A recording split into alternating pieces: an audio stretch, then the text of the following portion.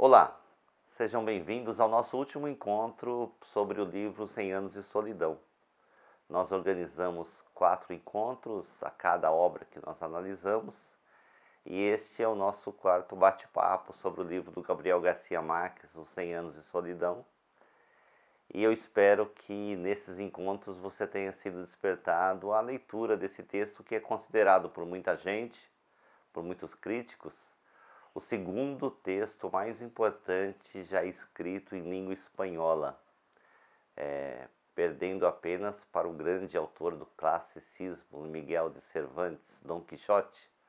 Os 100 anos de solidão seria então o segundo livro mais expressivo, mais importante. É um pouco complicado falar em mais importante, melhor ou mais significativo na esfera da literatura, mas de qualquer maneira é um consenso aí entre a maioria dos críticos literários que Os 100 anos de solidão é um livro que representa muito bem a literatura de língua espanhola.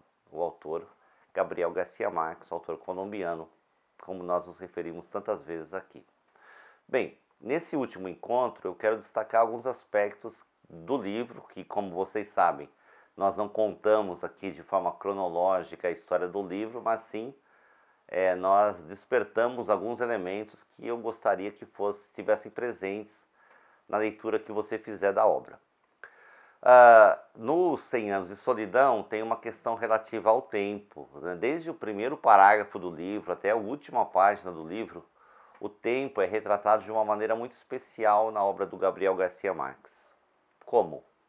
Bem, nós já dissemos também anteriormente que o Gabriel Garcia Marques é um dos representantes mais expressivos do realismo mágico, né? O realismo mágico é aquela forma de escrever que retrata situações do cotidiano, mas de uma maneira aparentemente fantástica, de uma maneira aparentemente mágica. Por exemplo, no livro 100 anos de solidão há uma passagem em que o território, em que o povoado de Macondo, que é um lugar inventado por Garcia Marques, né, esse nome, mas a localização, os detalhes, enfim, as características do lugar são muito comuns na América Central, na América Latina.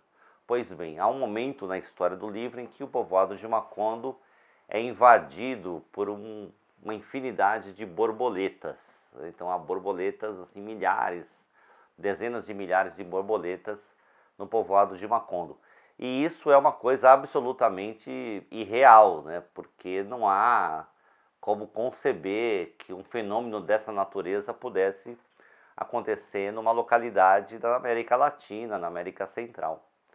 Isso é um realismo mágico. Por quê? Porque se de um lado, né, se por um lado a possibilidade fatual de acontecer aquilo que está sendo descrito, ela está distante da realidade, por outro lado, o encanto das pessoas, a quebra de paradigma, a quebra do modelo da rotina, enfim, as coisas que são evocadas a partir daquele acontecimento, isso é bem próprio, isso é bem presente da realidade do dia a dia. Outro fato presente no texto, né, que chama a atenção para o chamado realismo mágico, para esse dito realismo mágico, diz respeito a uma chuva, uma prolongada chuva que caiu sobre Macondo durante 5 anos seguidos. E essa é uma chuva tão assim emblemática que uma das personagens que aparece no começo do romance, né, a Úrsula, mulher do José Arcádio Buendia, portanto uma das personagens principais, diz que só vai morrer depois que a chuva passar, porque a chuva demora tanto e demora, na verdade, 5 anos. Bem, é possível, dentro do fato, né, dentro da realidade, uma chuva levar 5 anos para passar? Bom, não, acho que não, né? Não existe isso. De qualquer forma, a chuva, ela mostra, né, que no transcorrer da chuva, o texto mostra que o povoado vai se adequando, algumas pessoas vão embora, outras desaparecem, né, vítimas aí daquela tragédia da revolta das bananeiras que nós mencionamos no episódio anterior. O povoado continua vivendo e aquela chuva que cai sobre o povoado mostra aquele background, aquele cenário de tristeza, de melancolia, que são tão próprios da obra do Garcia Marques. Bem, o que nós podemos amarrar, né? O que nós podemos trazer de sugestão para o leitor dos 100 Anos de Solidão, como um pano de fundo, assim, que possa guiar, que possa sugerir a leitura dessa obra. Primeiro, eu quero dizer que Os 100 Anos de Solidão é um livro que você deve ler mais de uma vez, né? E todas as vezes em que você lê o livro 100 Anos de Solidão, vai te parecer uma coisa diferente. Vai parecer que você está diante de você vai ter uma percepção distinta. Outra coisa importante é a de que Os 100 Anos de Solidão, como eu disse no princípio desse nosso encontro, né? Ele fala sobre o tempo.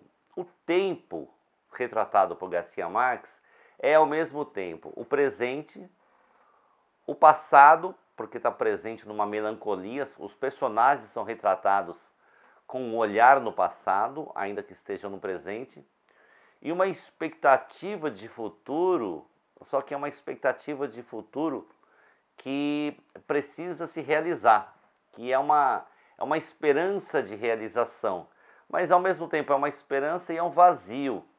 E aí eu volto a uma cena que eu me referi a 2 encontros, quando o próprio José Arcádio Buendia organiza uma expedição para tentar romper com os limites naturais de Macondo, quer dizer, ele quer conhecer um outro povoado, porque ele acredita que os ciganos que visitam Macondo de tempos em tempos vêm de outras terras, e essas outras terras são terras altamente desenvolvidas, cientificamente desenvolvidas.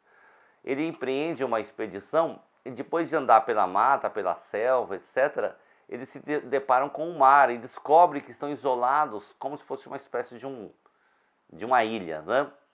Então, naquele momento, né, o José Arcádio Buendia diz assim: bom, nós não temos possibilidade nenhuma de acessar a civilização, nós não temos futuro. O nosso futuro está totalmente obstado, porque como pode ter futuro um lugar que é cercado por água? Então, essa perspectiva de futuro, ela é uma esperança, mas é uma esperança um tanto quanto utópica, uma espécie de utopia literária, né, que nós encontramos lá, e não é inventado pelo Garcia Marques, isso está lá no século XVI, né, com Thomas Moros, por exemplo, escritor inglês do século XVI, e dentre tantos outros, né, que vem na esteira aí do desenho da utopia humana como objeto da literatura e até objeto das ciências. Isso acontece muito na filosofia, né, na sociologia e nas ciências humanas de um modo geral. Então, o tempo é retratado de uma maneira muito difusa, né? O presente não se tem porque se olha para um passado saudoso, um passado melancólico, e o futuro é uma expectativa cuja realização muito provavelmente não acontecerá.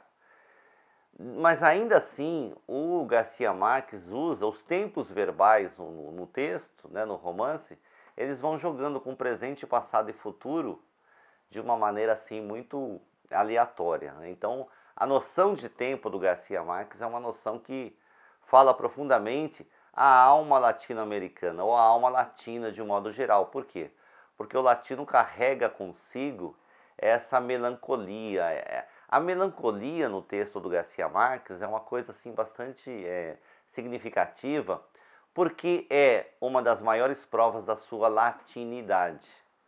O latino é melancólico. O que é um melancólico, assim, em estrito sensu, né? Ou, ao menos, na perspectiva filosófico-literária. O melancólico é aquele que vive o presente com um olhar no passado.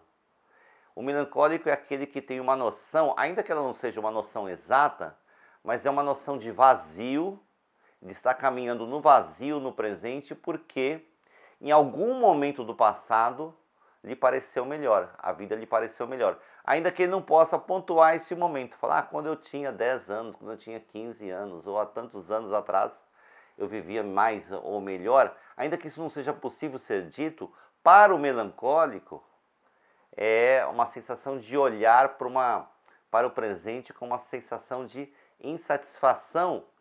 E essa satisfação ausente mora no passado. Isso é muito presente na obra do Garcia Marques. Isso está praticamente em todas as páginas dos 100 anos de solidão. Nós dissemos em encontro anterior também que o título da obra, né, 100 anos de solidão, é literal, né? São 100 anos, porque retratam aí, né, 6, 7 gerações dos Buendia, então faz um período de 100 anos, mas solidão por quê? Porque é um desencontro, o texto é uma história de um desencontro. E num último aspecto, né, que eu quero sugerir para os leitores do Garcia Marques, especificamente os leitores dessa obra do Garcia Marques, diz respeito a um quartinho, a uma casinha, uma edícula que o José Arcádio Buendia possuía na sua casa. E essa edícula, ela era dedicada ao Melquíades. Melquíades era um cigano, fazia parte da trupe de ciganos que visitava Macondo de tempos em tempos, e era o preferido do José Arcádio Buendia, né, do pioneiro da vida ali. Ele era tão preferido que ele tinha um quartinho ali, né, na casa dele, na casa do José Arcádio, dedicado ao Melquíades, e lá o Melquíades guardava os seus apetrechos, as suas coisas, e aquele quartinho virou também uma espécie de um escritório, de uma espécie de um, né, de um escritório mesmo para o José Arcádio Buendia fazer os seus experimentos, né? Então, isto é muito interessante, porque mesmo depois que o Melquíades foi declarado morto, né, isso não é um spoiler, porque isso está logo no começo do livro, né? Melquíades não visita mais o Macondo, né, não visita mais o José Arcádio. Ele, José Arcádio, passa a fazer uns experimentos de alquimia, né, daquilo que ele julgava ser científico para a sua época, né?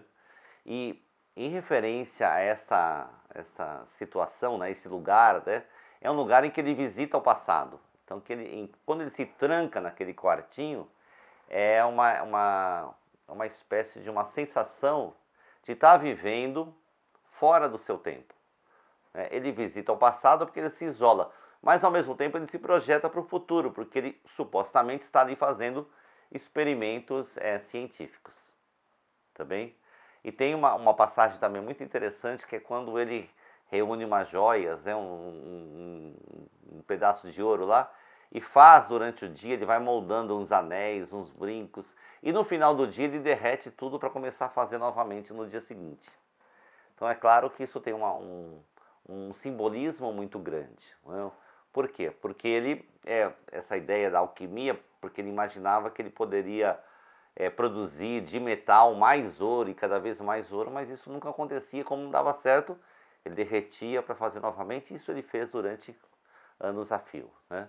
Então essa é uma história, né, é um aspecto da história que acontece em Macondo, que diz acerca da nossa relação com o tempo. Qual que é a relação que nós temos com o tempo? Afinal, né, o que é o tempo, né? Como que ele se expressa na vida dos seres humanos? Quando somos confrontados com o tempo, o que é tempo demais, né? O que é demorar? Qual é a noção do rápido?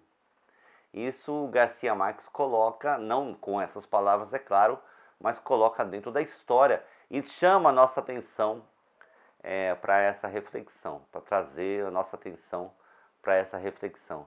Na minha leitura do texto do 100 anos de solidão, a mim me parece que esse quartinho aí dedicado primeiro ao Melquíades e que o José Arcádio Buendia usa, ele tem na sua residência, se parece um pouco com a decisão do Garcia Marques de escrever esse livro, né? Porque ele próprio conta, há umas entrevistas a respeito na internet, no YouTube, qualquer um de nós pode verificar, uma entrevista específica, né, que ele dá para um jornalista espanhol, de fala espanhola, em que ele conta a história da concepção desse livro, né? Esse não é o único livro do Garcia Marques, mas é talvez um dos mais significativos, com certeza. E ele conta que ele teve que se guardar lá num canto da casa dele por mais de um ano, né, 14 meses, 17 meses, dependendo do que nós considerarmos na obra de produção, e nem os seus filhos, ninguém falava com ele. Ele delegou tudo para a Mercedes, que era a mulher dele, para gerir a casa, vendeu o carro, empenhou as joias no banco, ficou sem dinheiro nenhum, acabou tudo, mas ele estava lá, tipo o José Arcádio, num quartinho, não era fora da casa, mas era no recinto da casa, fazendo a sua alquimia, produzindo o livro, né? Produzindo aquilo que ele acreditava queria dar certo, assim como José Arcádio Buendia acreditava que iria conseguir produzir ouro a partir da fundição de metais, ou de um pouco de ouro que poderia como que reproduzir mais ouro, né? Então a produção do livro, a produção dos 100 anos de solidão, a mim me parece um pouco com esse momento do personagem que fica ali. E o que é esse personagem? Ele acredita, ele é um personagem do presente, ele crê que ele pode produzir alguma coisa. Só que é uma crença não necessariamente programada, né? Ele não pode garantir que aquilo vai dar certo. Então o Garcia Marques, ele meio que se retrata. Eu não tenho autorização para dizer que o José Arcádio Buendia em nenhum momento seja autobiográfico, mas para um leitor, né, e aí eu me coloco na condição de leitor, naquele momento especificamente ele está fazendo um retrato de si, ou do momento de produção do texto. Enfim, se você ouvir outras tantas pessoas falando sobre os 100 anos de solidão, com certeza vai ouvir outras tantas teorias e teses e ideias e hipóteses a respeito dessa obra que é tão polissêmica, né? Se diz de muitos sentidos. Né? Aristóteles, filósofo grego, né, que viveu no século IV a.C., em um dos seus trabalhos, denominado A Metafísica, dizia o seguinte, né? Escreveu o seguinte, que o ser, isto é, a existência, se diz de muitas formas, pode ser dito de muitas formas. Da mesma maneira, a literatura também pode ser dita de muitas formas.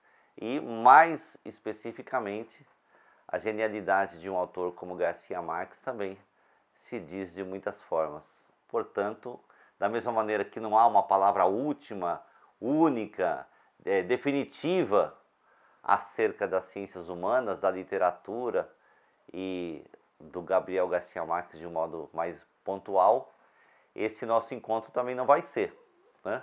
Mas é um convite, e como todo convite, ele requer uma certa expectativa, requer uma certa vontade de participar, e eu espero que esse convite seja aceito por vocês para a leitura do Gabriel Garcia Marques.